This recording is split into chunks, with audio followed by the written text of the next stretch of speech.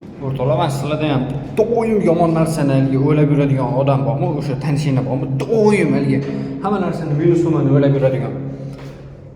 Nimadir bo'ladigan bo'lsa, oshna bu bunaqa bo'lsa-chi, bu mana bunaqa bo'lsa nima qilamiz deb faqat minus tomon o'ylab yuradigan tanishinglar bormi? Menda bittasi bor-da, o'sha kecha men Burj Xalifa yonida o'tiribman, bundoq qarab aytadi Burj Xalifaga.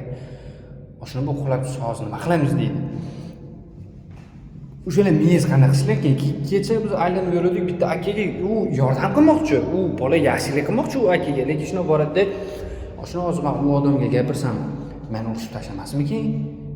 Men hozir gapiraman, keyin uni bezda qilaman dedi. "Voy jinni, sen unga yordam berasan-ku, qanaqa qilib bu miyani ishlatchi" desam, "Endi-da oshna" dedi.